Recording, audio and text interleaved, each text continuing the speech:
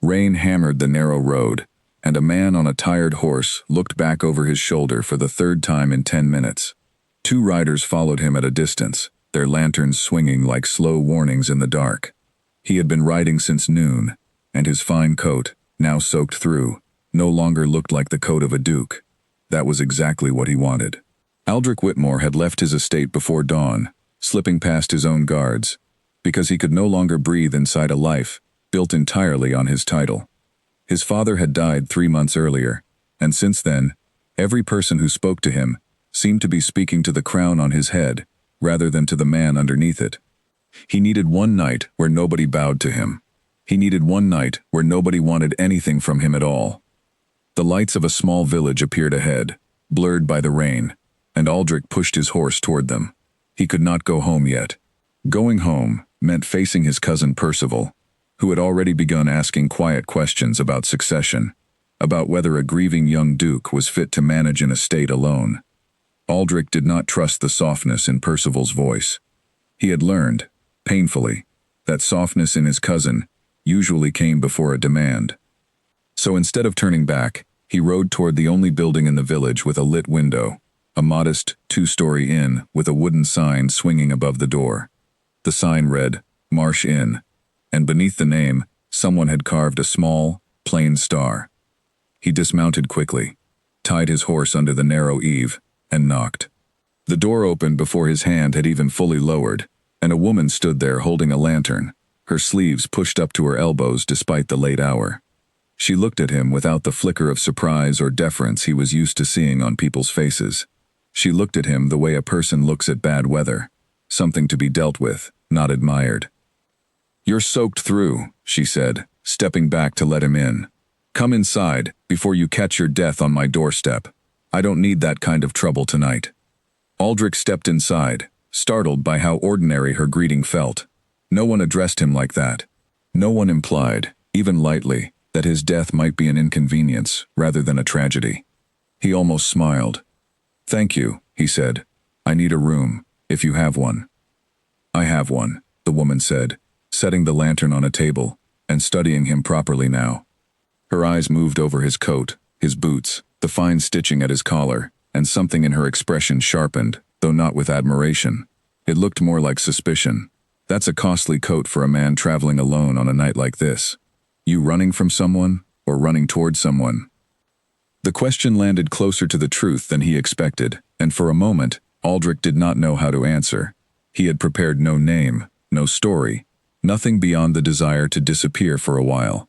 He thought quickly. "Neither," he said. "Just tired of my own house. My name is Aldrich Gray."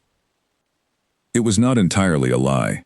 Gray had been his mother's family name before she married into the Whitmore line, and using it felt less like deception and more like borrowing a smaller, quieter version of himself. "Eleanor Marsh," the woman said, not offering her hand, only a short nod. "This is my inn. I run it myself, with help from Mrs. Higgins in the kitchen. We don't do fancy service here, Mr. Gray. You'll get a warm room, a decent meal, and honesty. If that suits you, you can stay as long as your coin holds." "It suits me," Aldrich said, and meant it more than she could know. She led him up a narrow staircase to a small room at the end of the hall, far smaller than any chamber he had slept in since childhood. A single bed, a washstand, a chair, and a window that looked out over dark fields. He set down his bag, and Eleanor lingered in the doorway a moment longer than necessary, studying him again. "You don't look like a man who sleeps in rooms like this," she said bluntly. "I don't sleep in rooms like this," he admitted, before he could stop himself. Something flickered across her face. Not quite a smile, but close to one. "Well, tonight you do. Breakfast is at 7. If you're not down by past, I'll assume you've decided to sleep through the whole day, and I'll give your seat to someone hungrier." She left before he could respond, and Aldrich sat down on the narrow bed, listening to the rain against the window, feeling something loosen in his chest for the first time in months. No one here knew his name. No one here cared what his father had built or what Percival wanted him to become. For tonight, he was simply a tired traveler named Gray, and the innkeeper downstairs had spoken to him as though he mattered only exactly as much as anyone else who walked through her door. He woke early the next morning to the sound of pots clattering below and the smell of bread rising up through the floorboards. When he came down, the common room was already busy with a handful of travelers and 2 local farmers eating in a corner. Eleanor stood behind a long counter, sleeves still rolled, hair tied back, moving with the brisk efficiency of someone who had run this room for years without anyone's help. "Mr. Gray," she said, spotting him. "You made it down before 1:30. I'm almost disappointed. I had a whole speech prepared about wasted mornings." "I wouldn't want to deny you the chance to give it," Aldrich said, surprising himself with how easily the words came. Eleanor's mouth twitched, the closest thing to a real smile he had seen from her yet. "Sit, I'll bring you something." He sat at a small table near the window, and as she moved through the room, he watched her more closely than he meant to. She was not soft in the way the ladies at court were soft, all careful movements and rehearsed grace. She was efficient, direct, unbothered by the weight of his stare, because she did not know there was any reason it should be different from any other guest's stare. When she set a plate in front of him, bread, eggs, a small cut of ham, she did not linger for praise or thanks. She simply moved to the next table. "You run this place alone?" he asked when she passed again. "With Mrs. Higgins," Eleanor said. "My father built it. He passed 2 years ago, and I kept it going. Wasn't going to let it fall apart just because he wasn't here to yell at me about the accounts anymore." "I'm sorry," Aldrich said, and meant it. Eleanor shrugged, though something briefly dimmed in her eyes. Everyone loses someone eventually. No use dressing grief up in fine words. You just keep the doors open and the bread rising. That's how you honor a person, in my experience. Not with speeches. Aldrich thought of his father's funeral, the endless speeches from men who had barely known him, each one competing to sound the most sorrowful, the most devoted. None of them had spoken about the man himself. Eleanor's words struck him harder than any of those speeches had. "That's a good way to think about it," he said quietly. She studied him again, as though trying to place something she could not quite name. "You talk like a man who's used to people saying pretty things to him, and meaning none of it." Aldrich said nothing, because there was no honest answer that would not reveal too much. Later that morning, as the rain finally cleared, Eleanor found him standing near the stable, watching a broken section of the fence sag toward the mud. She crossed her arms, studying the damage with the same directness she studied everything. "That fence has been falling apart for a week," she said. "My hired hand left for the harvest season, and I haven't found time to fix it myself. You staying more than a night, Mr. Gray?" "I hadn't decided," Aldrich admitted. "Well, if you're staying, you'll work while you're here. I don't run a house of charity. Everyone earns their keep, unless they can pay coin enough to cover the difference, and something tells me you'd rather not spend all your coin so early in your travels." It was, in effect, a test, though Aldrich doubted she intended it that way. She was simply stating her rules, the same rules she likely gave every traveler low on funds. But something in him wanted to meet it, wanted to prove himself capable of something beyond signing documents and nodding through council meetings. "I can fix a fence," he said, though in truth, he had never touched a tool heavier than a quill in his life. Eleanor raised an eyebrow, clearly unconvinced, but she only handed him a hammer from a nearby bucket. "We'll see about that, Mr. Gray."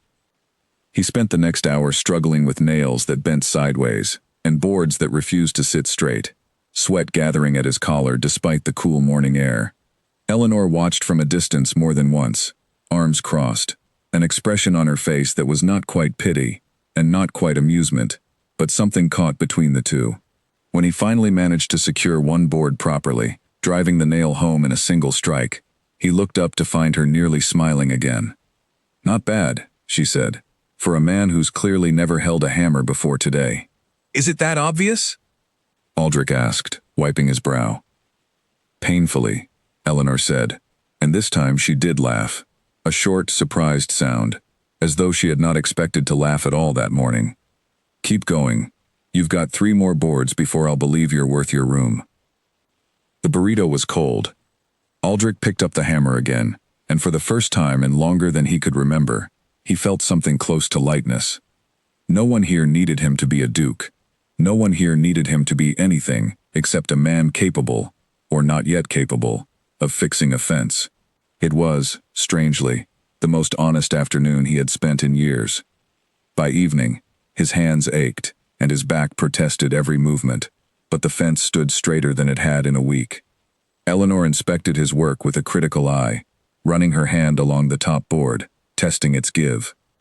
"Passable," she said finally. "You've earned your dinner, Mr. Gray."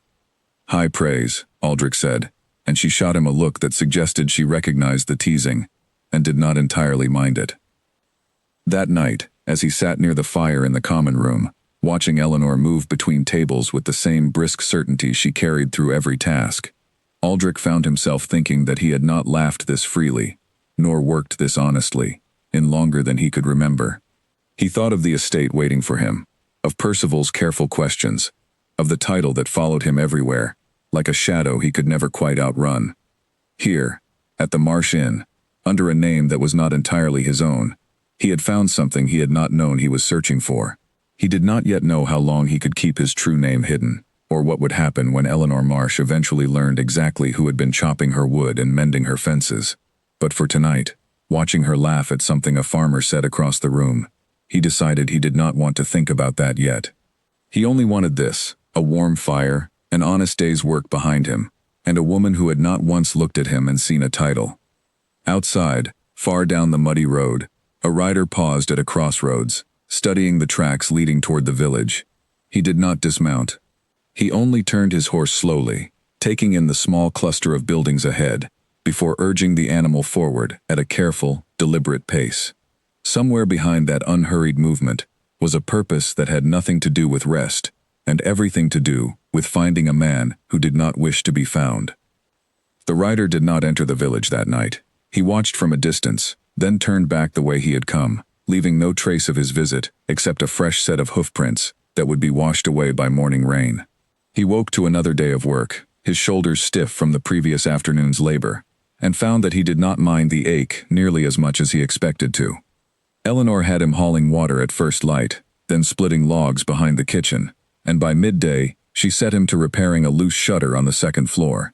He worked without complaint, partly because complaining had never once eased any burden in his life, and partly because he found, to his own surprise, that he liked the rhythm of it.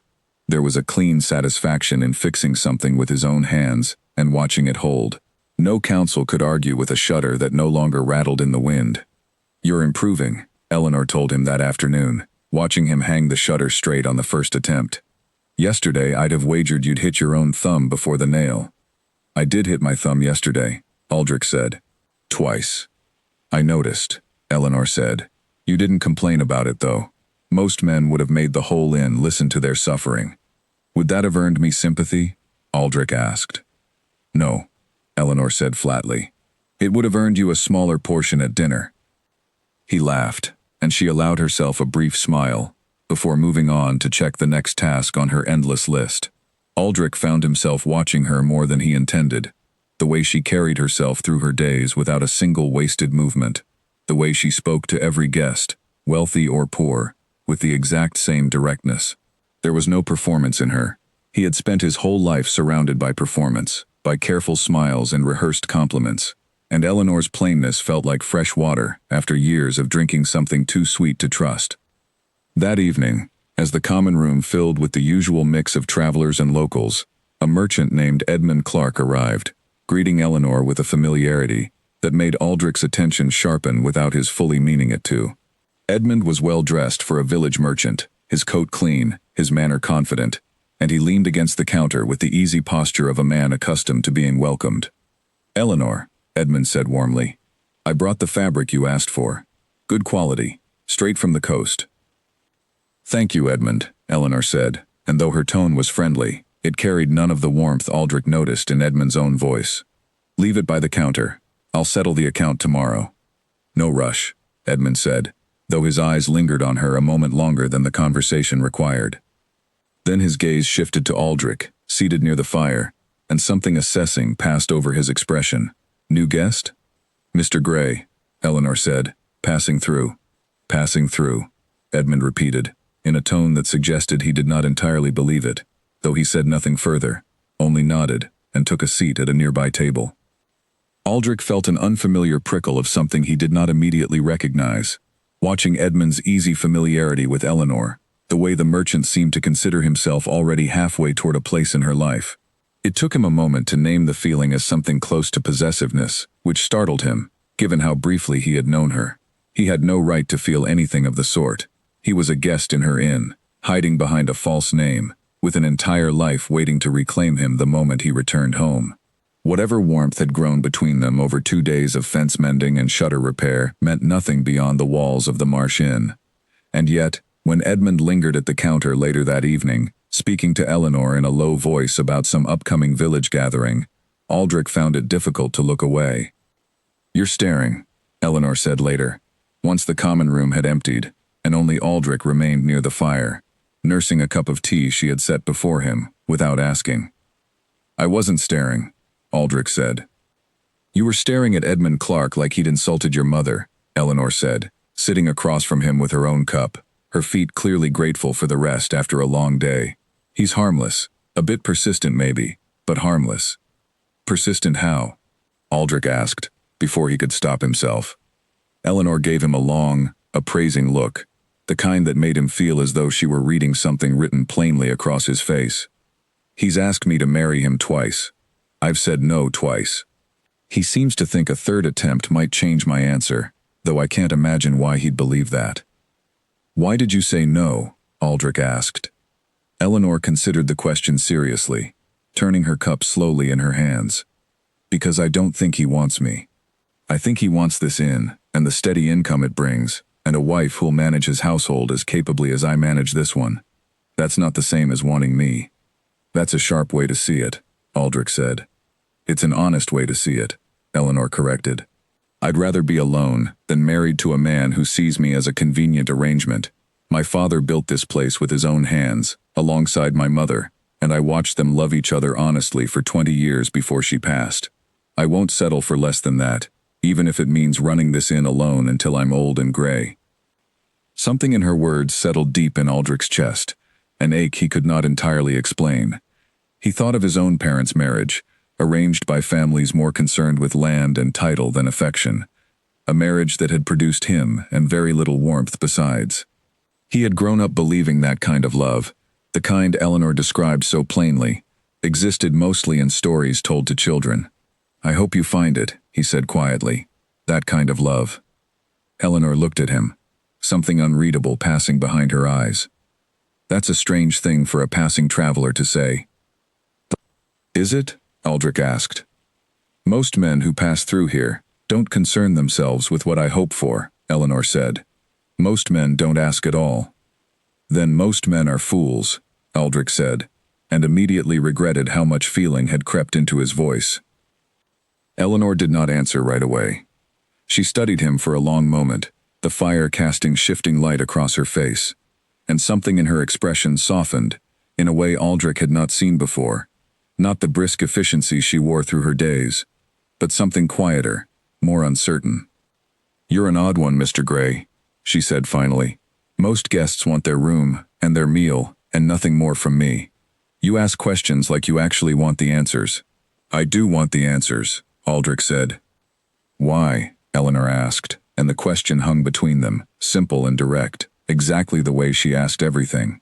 Aldrich considered lying, considered offering some easy deflection about idle curiosity or a traveler's boredom.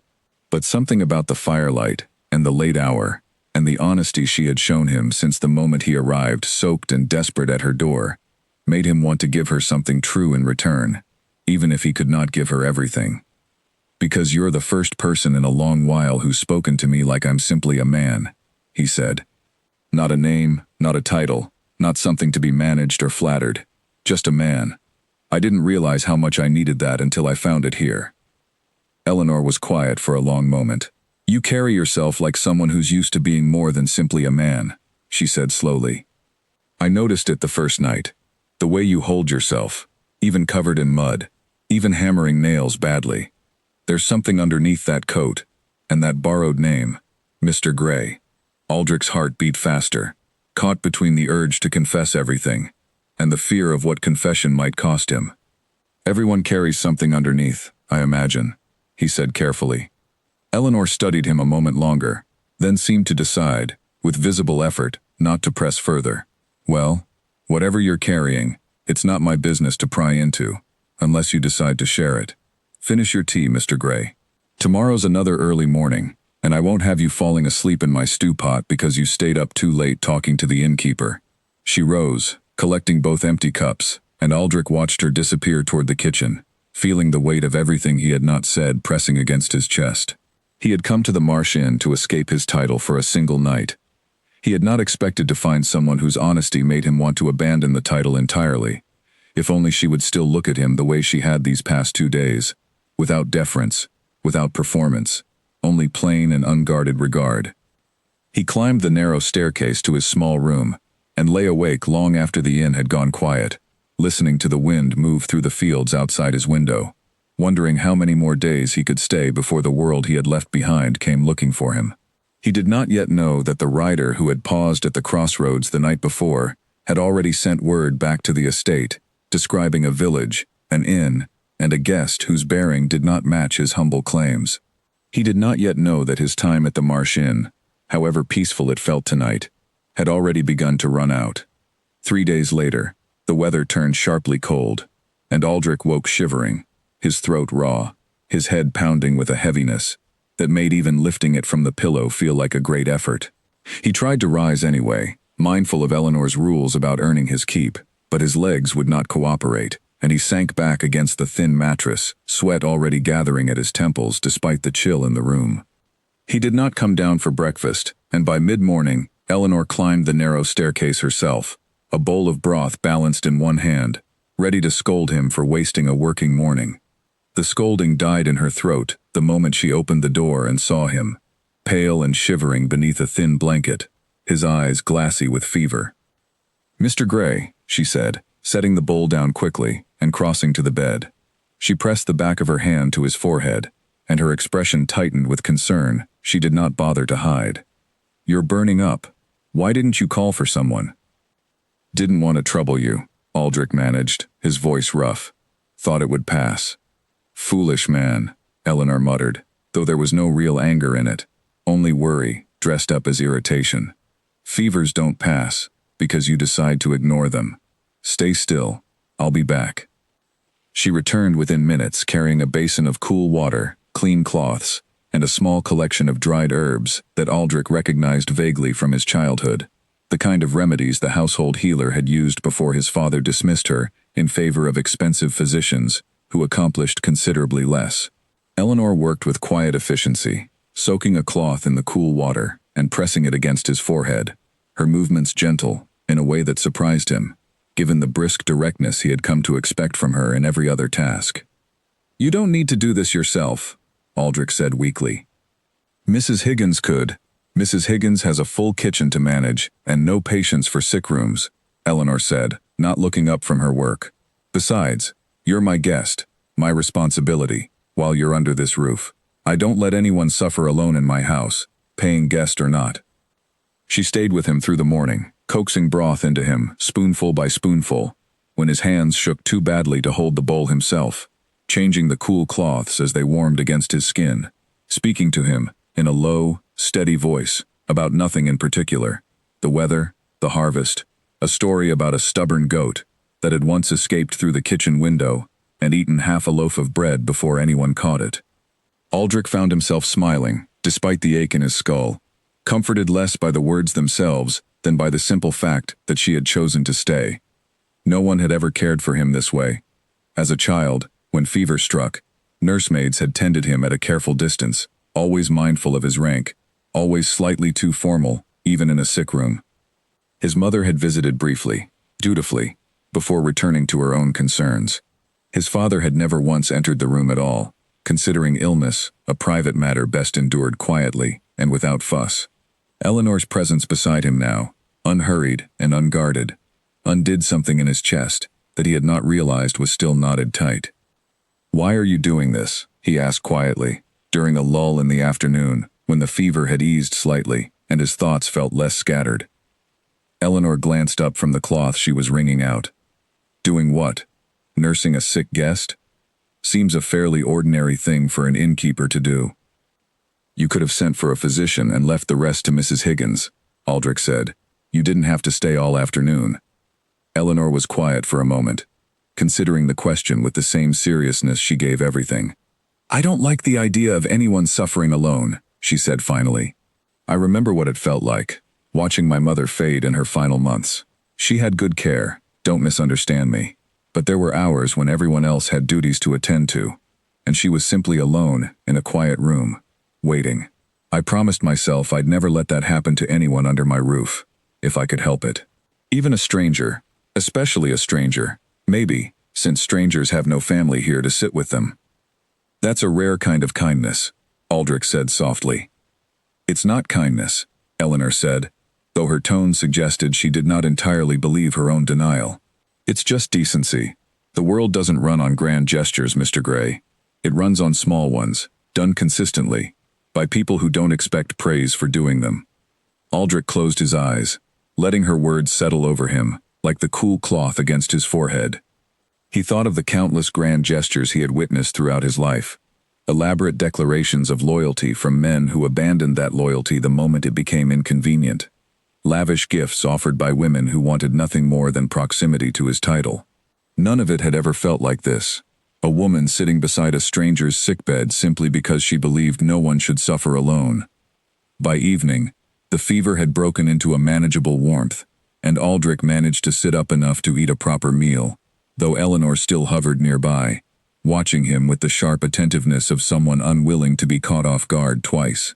Mrs. Higgins appeared briefly with a fresh pot of tea, casting a curious glance between Eleanor and Aldrich that neither of them addressed. "You've barely left his room all day," Mrs. Higgins observed once Eleanor followed her out to the hallway, though her voice carried just far enough for Aldrich to hear through the thin door. "The accounts are piling up downstairs." "The accounts can wait," Eleanor said. "A man's health can't." Mrs. Higgins said, in a tone that suggested she found this explanation less than complete. "Careful, Eleanor. You've a soft heart under all that brisk talk, and soft hearts have a way of getting bruised by handsome strangers with mysterious pasts." "He's a guest, Mrs. Higgins, nothing more." "If you say so," Mrs. Higgins said, though her skepticism was audible even through the door, and Aldrich, listening despite himself, felt a warmth spread through his chest that had nothing to do with the fever. Over the following 2 days, as Aldrich recovered fully, something between them shifted further, deepened into an ease that neither acknowledged aloud, but both seemed to feel. He returned to his work around the inn, though Eleanor assigned him lighter tasks at first, mindful of his recent illness, and he found himself seeking out her company, even during hours when no task required it, lingering near the kitchen, while she prepared meals, offering to carry supplies from the cellar, simply for the chance to walk beside her. Meanwhile, in a village 2 days' ride from the Marsh Inn, Lord Percival Ashworth received the message his rider had sent, describing a duke traveling under a false name, staying at a modest inn, working alongside common laborers, as though he had forgotten entirely who he was. Percival read the message twice, a slow smile spreading across his face that held nothing of warmth in it. "How curious," he said to the empty room, folding the letter carefully. "Our grieving duke has taken up residence at a country inn, playing at being a common man. I wonder what the council would think, learning that the Duke of Ravensworth has abandoned his estate to chop wood for an innkeeper's approval." He considered the information for a long moment, turning it over the way a man turns over a valuable coin, searching for its most useful angle. There was opportunity here, he realized. If Aldrich could be painted as unstable, as having fled his responsibilities in the wake of his father's death, the council might begin to question his fitness to hold the title at all. And questions, once planted carefully enough, had a way of growing into doubts that served ambitious cousins very well indeed. "Send word to my associates in the capital," Percival instructed his rider. "I want to know exactly how long our duke intends to play at being ordinary, and I want eyes kept on that inn until I decide what use to make of this information." Back at the Marsh Inn, Aldrich knew nothing of the careful plotting unfolding 2 days' ride away. He knew only that Eleanor Marsh had sat beside his sickbed without being asked, had spoken to him, with unguarded warmth he had never once received from anyone who knew his true title, and that something inside him, long dormant beneath years of careful distance and inherited coldness, had begun, cautiously, to hope for something he had no right to want. That evening, As the sun set over the fields and the common room filled with the low murmur of travelers and locals sharing the day's news, Eleanor found him standing near the window, watching the last light fade over the horizon. "You look better," she said, joining him. "Color's back in your face, at least." "I feel better," Aldrich said. "Thanks to you." "Thanks to rest and broth," Eleanor corrected, though a small smile tugged at her mouth. "I didn't work any miracles, Mr. Gray." "You stayed," Aldrich said quietly. "That was the miracle." Eleanor looked at him then, something uncertain flickering across her features, as though she recognized the weight beneath his simple words, and did not quite know what to do with it. For a long moment, neither of them spoke, the silence between them charged with something neither seemed ready to name. "I should check on the kitchen," Eleanor said finally, breaking the moment, though she did not move away immediately. "Mrs. Higgins will have my head if the stew burns, while I'm standing here talking to a recovering patient." "Of course," Aldrich said, and watched her go, feeling the same ache he had felt watching Edmund Clark lean familiarly against her counter, though this ache carried something sweeter beneath it now, something that felt dangerously close to hope. He did not yet know how much longer he had before his careful disguise unraveled, before the world he had fled came searching for him with purposes far less gentle than his own. He knew only that whatever time remained to him at the Marsh Inn, he intended to spend it as fully and as honestly as a man hiding behind a false name possibly could. A week passed at the Marsh Inn, and Aldrich found himself falling into a rhythm he had never known before, waking early to the sound of Mrs. Higgins moving pots in the kitchen, working through the morning at whatever task Eleanor assigned him, sharing quiet meals in the common room as the daylight faded. He had grown steady with a hammer, capable enough to be trusted with real repairs rather than simple busy work, and Eleanor no longer inspected his efforts with the skeptical eye she had used that first afternoon by the fence. In the evenings, once the last guests had settled and Mrs. Higgins had retired to her own small room behind the kitchen, Eleanor and Aldrich had taken to sitting together near the dying fire, talking long after they both should have gone to bed. She told him about her father, a stern but fair man who had built the inn from nothing, teaching her everything about running a household before illness took him too soon. She told him about her mother, gone even longer, a woman with a talent for making every guest feel like family, a talent Eleanor still tried to live up to, though she claimed she fell short more often than she succeeded. Aldrich told her carefully edited pieces of his own life, a distant father, a household defined by obligation rather than warmth, a sense of never quite belonging to the life he had been born into. He avoided every detail that might reveal his title, speaking instead of feelings that were entirely true even when the facts around them were carefully obscured. "You talk about your father the way people talk about someone they're still angry at," Eleanor observed one evening, watching the fire rather than looking at him directly, which he had come to understand was her way of giving him room to speak honestly, without the pressure of her gaze. "I suppose I am still angry," Aldrich admitted. "He spent so much energy making sure I understood my responsibilities, that he forgot to make sure I understood I was his son. I don't think he ever saw me as anything beyond an heir to be shaped." "That's a lonely way to grow up," Eleanor said softly. "It was," Aldrich agreed. "I didn't realize how lonely until I came here and found out what it felt like to simply be spoken to like a person, rather than a role." Eleanor turned to look at him then, and something in her expression had softened considerably from the guarded directness she had shown him that first night. "You keep saying things like that, Mr. Gray. Things that make me wonder exactly what kind of house you grew up in, and what kind of name you're truly hiding behind that borrowed one." Aldrich's chest tightened.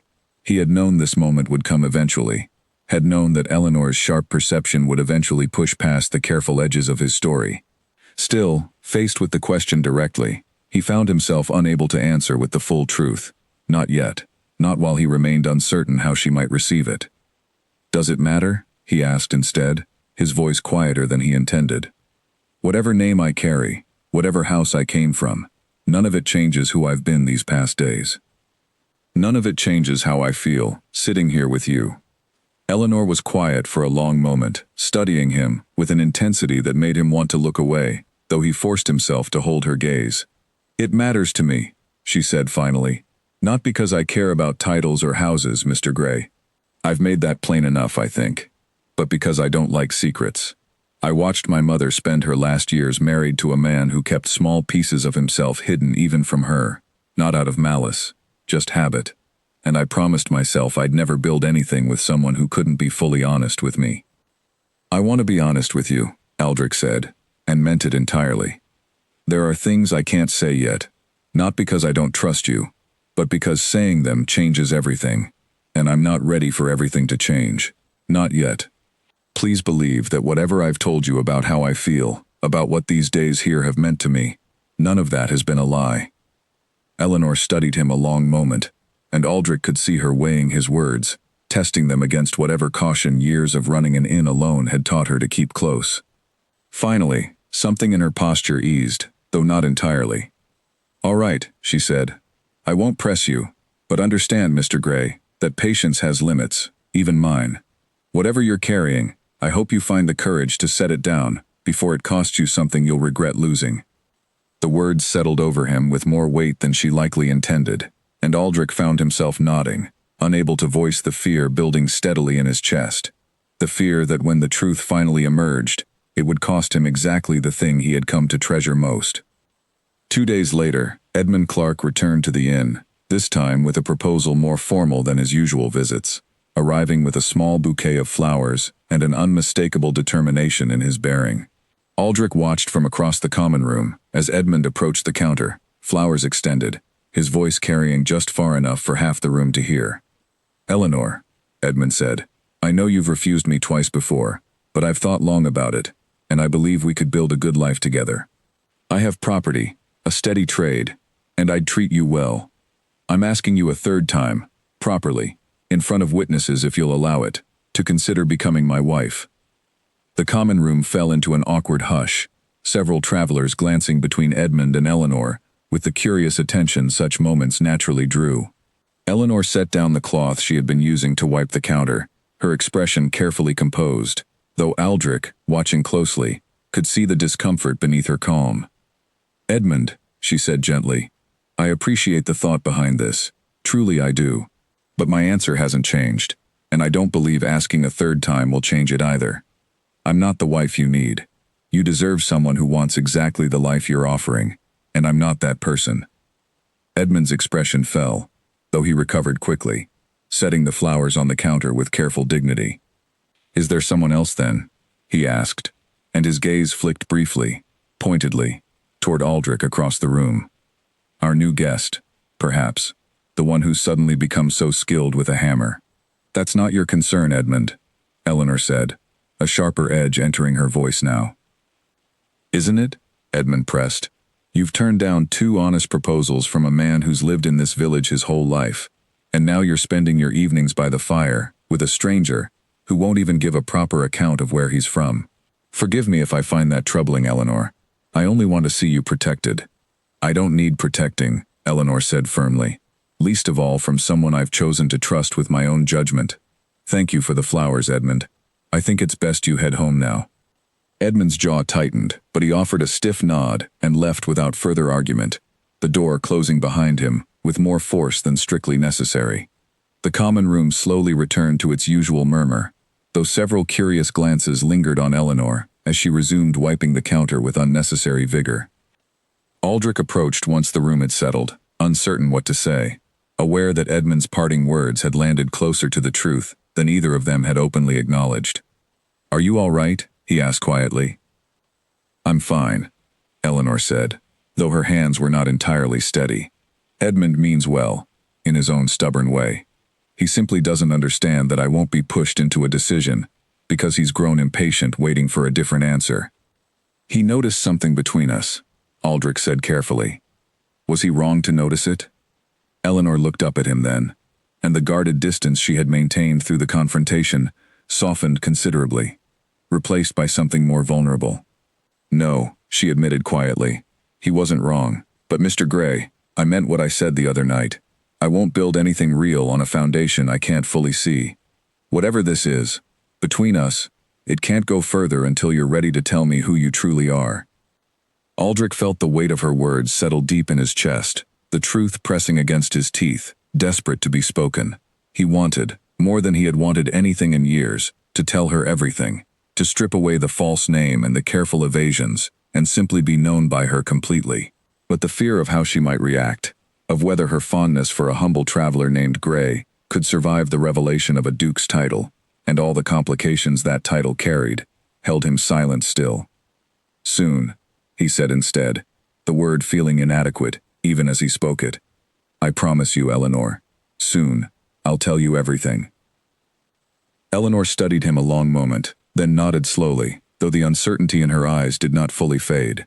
"I'll hold you to that promise, Mr. Gray," she said quietly, before turning back to her work, leaving Aldrich standing alone, with the growing certainty that his time for careful evasion was rapidly running out. 3 carriages arrived at the Marsh Inn on a bright, clear morning, far grander than anything the village had seen in years, their polished wood and fine horses drawing the attention of every farmer and shopkeeper along the road. Aldrich was in the yard, splitting logs, when he heard the commotion, and his stomach dropped the instant he recognized the crest painted on the lead carriage door. It was too late to hide, too late to prepare any explanation that might soften what was coming. Lord Percival Ashworth stepped down from the carriage first, dressed in traveling clothes far too fine for a country road, his expression carrying the satisfied calm of a man who had planned this moment carefully and intended to savor every part of it. Behind him followed 2 attendants, and behind them, several villagers who had gathered at the sound of the carriages, drawn by curiosity to see what business brought such fine visitors to their quiet corner of the world. "Cousin," Percival said, his voice carrying easily across the yard, deliberately loud enough for everyone nearby to hear.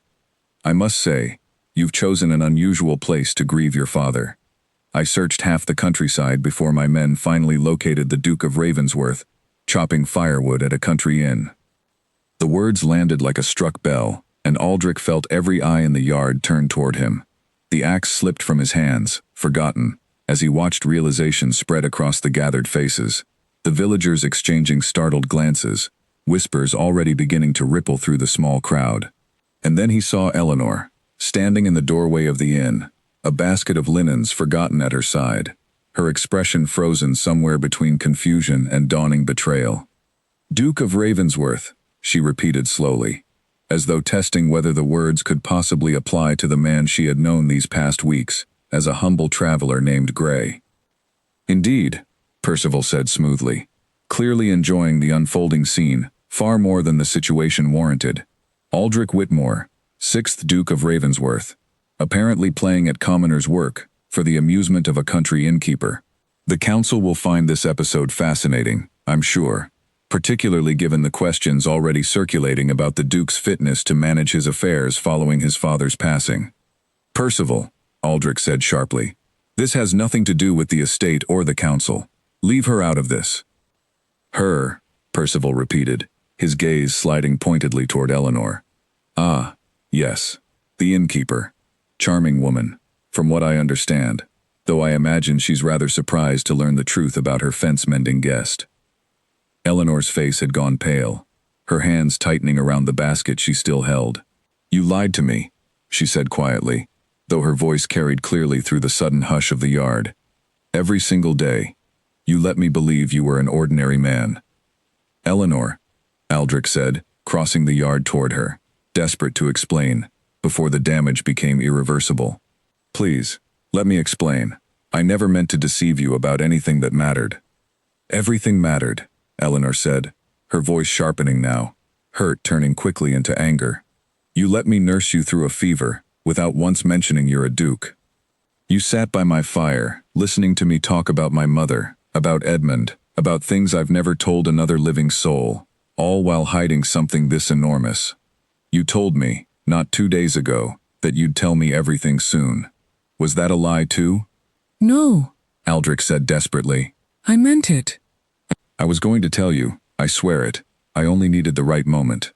"There's never a right moment for a lie this large," Eleanor cut in, and Aldrich could see tears gathering at the edges of her eyes, though her jaw remained tight, refusing to let them fall in front of the gathered crowd. "You let me believe I was falling for an honest man. Instead, I was falling for a duke playing dress-up, entertaining himself with a village woman's affection, before returning to whatever grand life waits for him.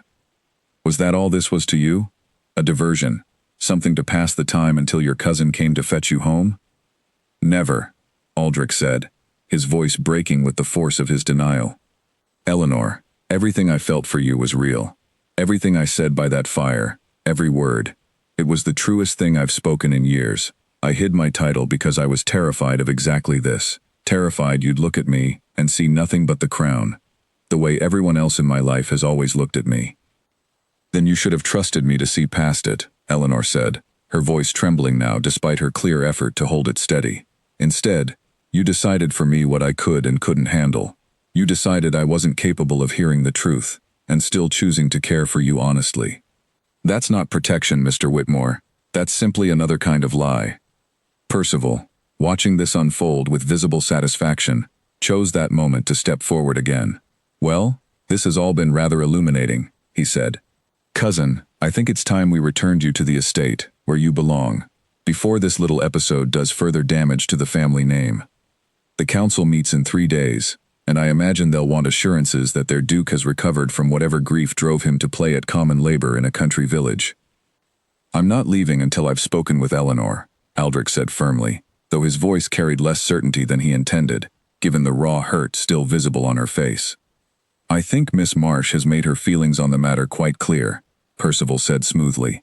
Perhaps it's best to spare her further embarrassment in front of her neighbors. Cousin, you've already done enough damage here for one morning. Aldrich turned back to Eleanor, searching her face for any sign that she might yet listen, might yet allow him the chance to explain fully. But she had drawn herself up, the vulnerability, from a moment before, folded carefully away behind the same brisk composure she wore through every ordinary day, though her eyes remained red-rimmed. Go with your cousin, she said quietly. You have a council to answer to, and I have an inn to run. I think we've both learned enough about each other for one morning. Eleanor, please. Go, Mr. Whitmore, she said, her voice firmer now, though it cracked slightly on his true name, as though the word itself felt foreign in her mouth after weeks of calling him something else entirely. I don't want to hear any more explanations today, maybe not ever. The finality in her voice struck him harder than anything Percival had said, and Aldrich felt the ground shift beneath him, the warm, honest world he had built these past weeks crumbling in the space of a single morning. He wanted to argue further, to fight for the chance to make her understand. But the gathered crowd, the weight of Percival's satisfied gaze, and the raw pain still visible beneath Eleanor's composed exterior, all told him that nothing he said now would reach her, not while the wound was still this fresh. I'm sorry, he said finally, the words feeling hopelessly inadequate against everything he had broken. I never meant for you to learn this way. Whatever you believe about my reasons, please know that what I felt for you was never a lie. Eleanor said nothing, only turned and walked back into the inn, the basket of linens still clutched against her side, her spine straight despite everything. Aldrich watched her go, every instinct screaming at him to follow, to force the conversation she clearly did not want, but he forced himself still, understanding that chasing her now would only deepen the wound rather than heal it. He turned to Percival, fury replacing the desperation in his voice. You could have sent a private message. You could have spoken to me alone. Instead, you chose to humiliate her in front of the entire village, simply to serve your own ambitions. I did what was necessary, Percival said, unbothered by the accusation. You've been playing at a fantasy for weeks, cousin, while real responsibilities waited for you at home. I merely brought you back to reality. Perhaps someday you'll thank me for it. Aldrich said nothing further, climbing into the waiting carriage with a heaviness in his chest that felt entirely unlike the weariness that had driven him to the Marsh Inn weeks earlier. That weariness had been born of obligation and coldness. This new weight was born of loss, sharp and immediate, the loss of the one place where he had been, briefly and completely, simply a man rather than a title.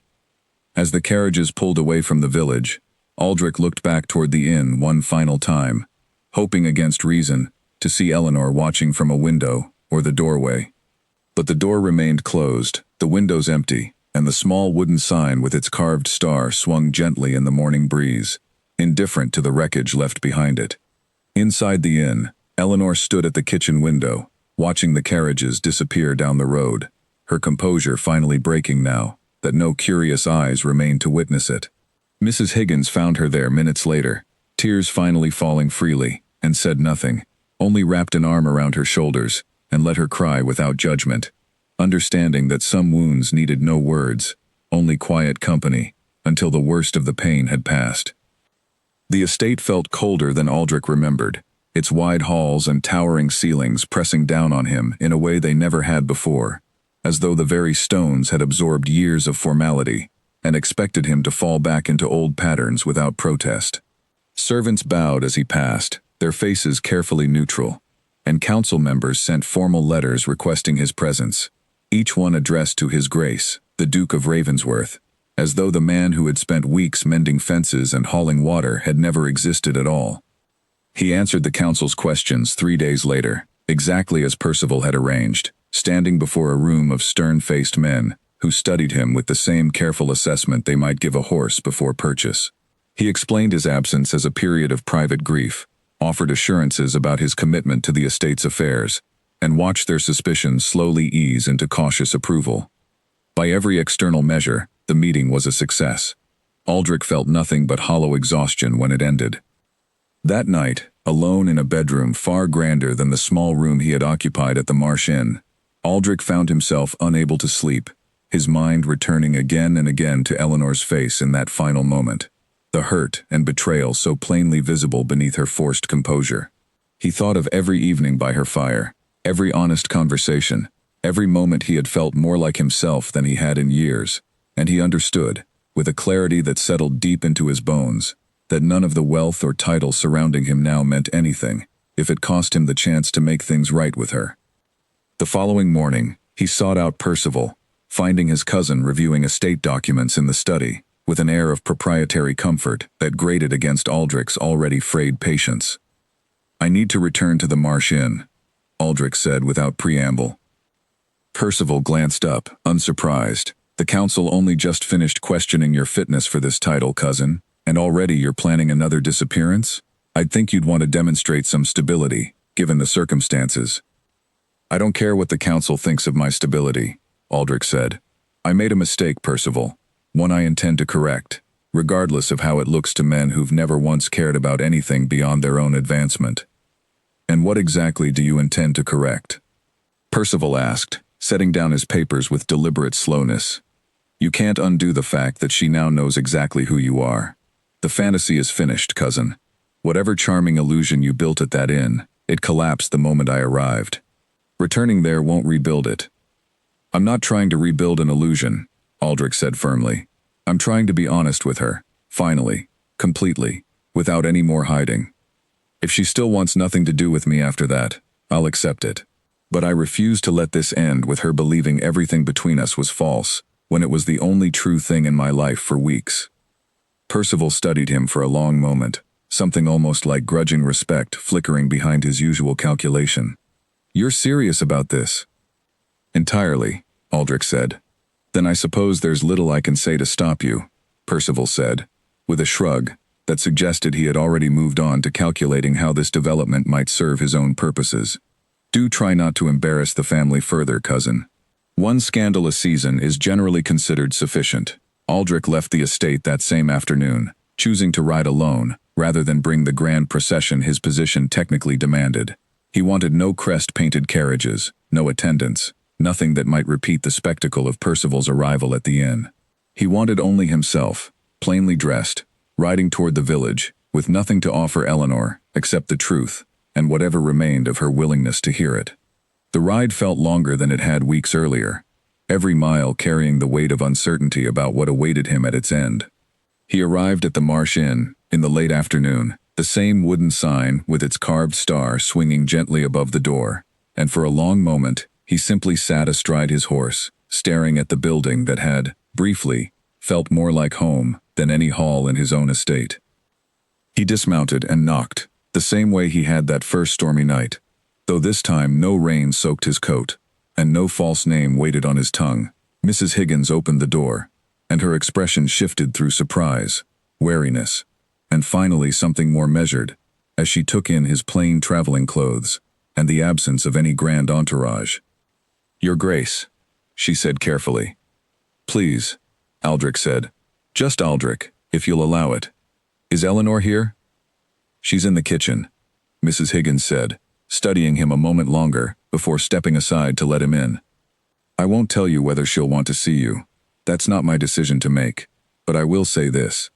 She hasn't been herself since you left, and I don't think it's my place to guess whether that means she'll welcome you back or send you away twice as firmly as before.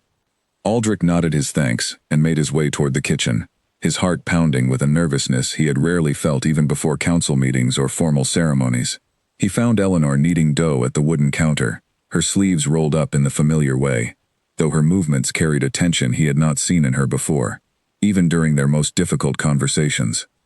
She looked up as he entered, and her hands stilled against the dough, surprise flickering across her face, before it hardened into something more guarded. Your Grace, she said, echoing Mrs. Higgins's careful formality, though her tone carried a sharper edge. I didn't expect to see you again.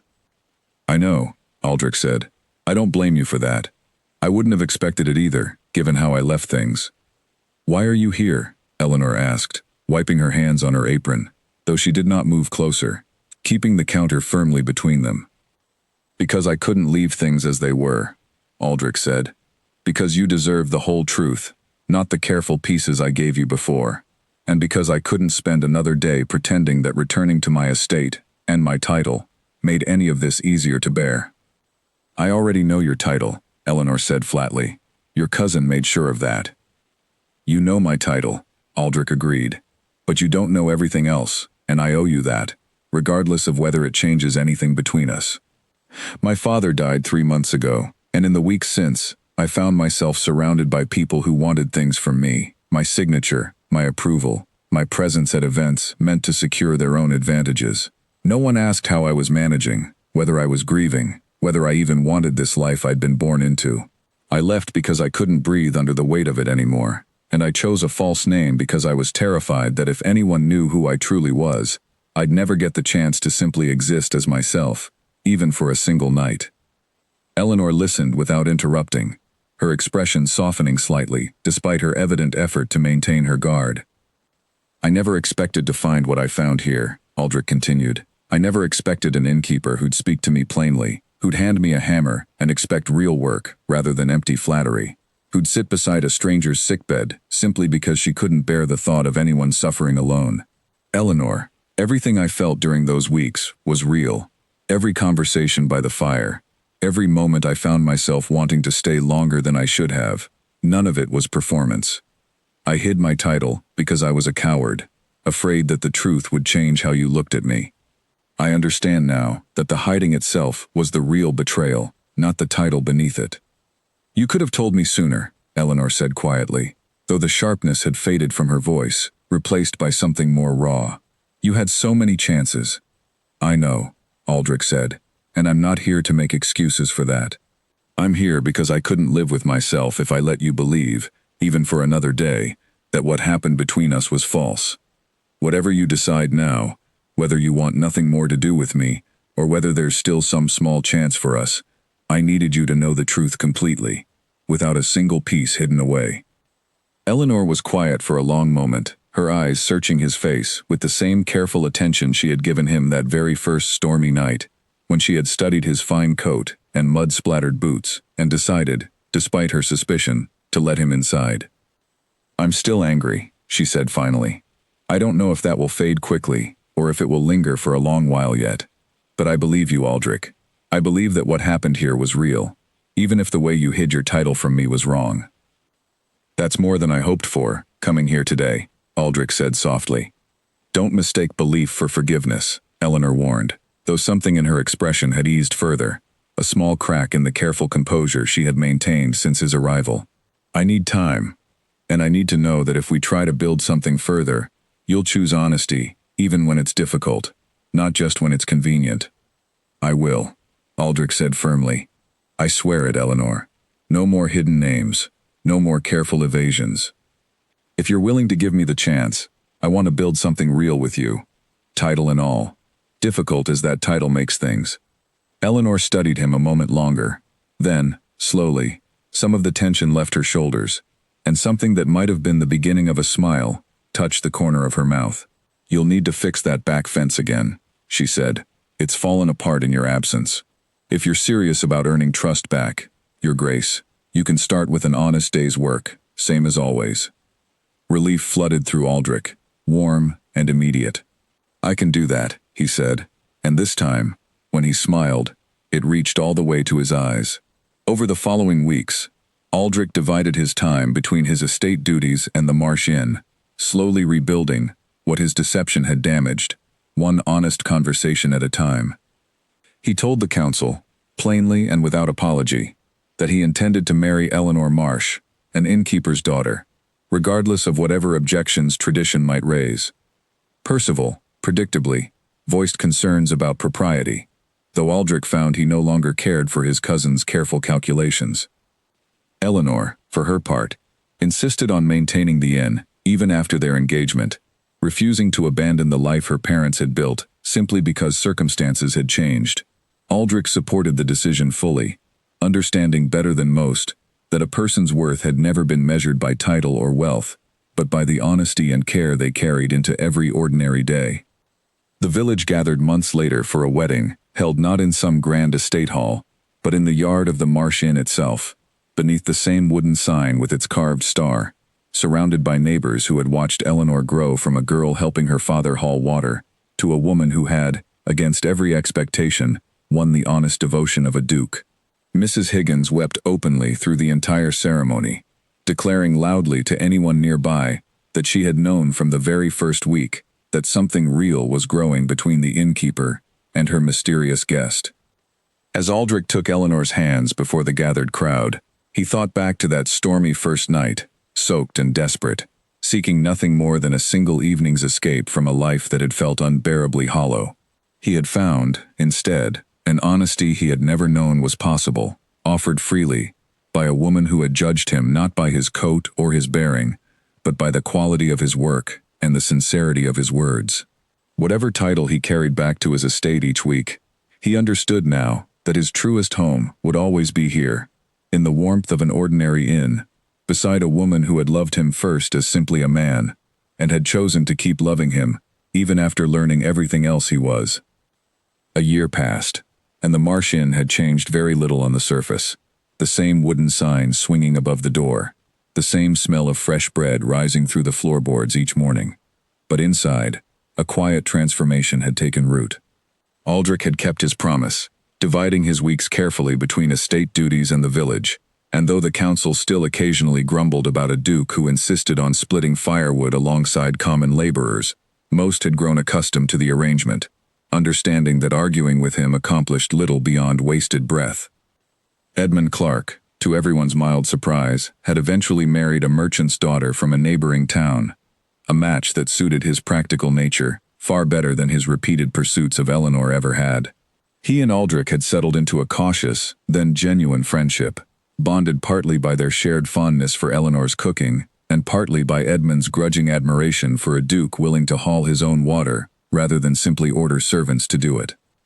Percival's ambitions, meanwhile, had cooled considerably once he realized that no amount of careful scheming could dislodge a duke who had grown entirely comfortable with scandal, having already survived the worst gossip the council could muster. He visited occasionally, always with some new proposal designed to advance his own interests, and Aldrich had learned to listen politely, decline firmly, and return his attention to matters that actually mattered to him. It was on a quiet spring morning, nearly 14 months after that first stormy night, that Eleanor found Aldrich in the yard, watching him repair yet another section of fence, with the practiced ease of a man who had long since stopped fumbling with nails and hammers. "You've gotten good at that," she said, leaning against the gate, one hand resting against the small curve of her stomach that had grown more noticeable in recent weeks. "I had a demanding teacher," Aldrich said, setting down his hammer and crossing to join her. "She threatened to withhold my dinner if I didn't improve quickly enough." "An effective method," Eleanor said, smiling as he pressed a gentle hand against her stomach, feeling the small, steady movement beneath his palm that never failed to fill him with wonder. "Do you ever miss it?" Aldrich asked quietly. "The life you might have had, if a duke hadn't stumbled soaked and desperate to your door one rainy night." Eleanor considered the question seriously, the way she considered everything, before shaking her head. "I don't think I miss a life I never actually lived, Aldrich." I think about it sometimes, what things might look like if you'd simply pass through and never come back. But I don't miss it, because it was never mine to lose. This is mine. This inn, this yard, this ridiculous man who still can't properly whittle a spoon no matter how many times I've shown him.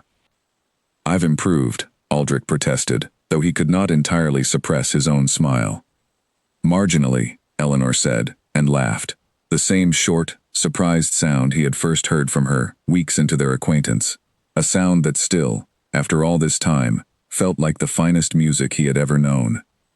They stood together in the yard a while longer, watching the sun climb higher over the fields, the inn behind them filling slowly with the sounds of Mrs. Higgins moving through her morning routine, the same steady rhythm that had first drawn Aldrich through that door, on a night when he had wanted nothing more than a single evening's escape from a life that felt unbearably hollow. He had found, instead, an entire life worth living honestly, built not on titles or grand estates, but on small, consistent kindnesses, offered without expectation of praise.